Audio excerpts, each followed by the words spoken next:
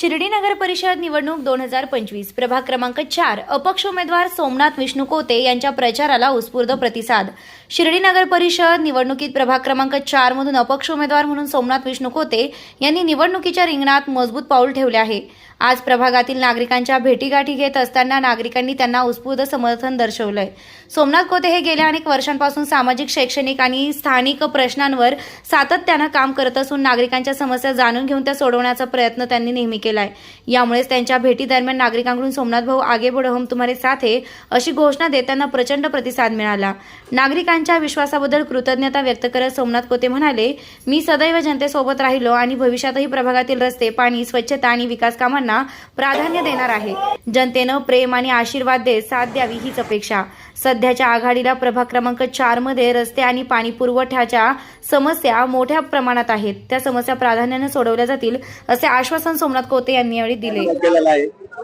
सगळ्यात महत्त्वाचं पहिले म्हणजे बोल साईनाथ महाराज की जय, सियावर रामचंद्र की जय, बोल बजरंग बली की जय।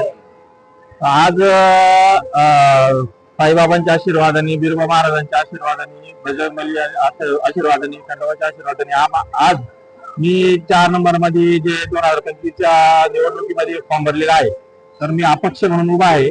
तर जी चिन्ह येईल ते आपल्याला 26 तारखेला कळणार आहे, आपल्याला काय चिन्ह भेटतं ते। आणि आज सर्वांच्या साक्षीने, बाबांच्या आशीर्वादाने मी आज प्रचाराचा शुभारंभ केला आहे नारळावरून।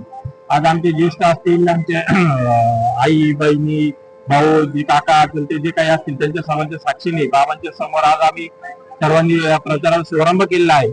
आणि या अनुषंगाने सांगतो, जे ही मला मतदान होणार आहे ते सर्वांच्या बरोबर मला प्रेम भेटणार आहे।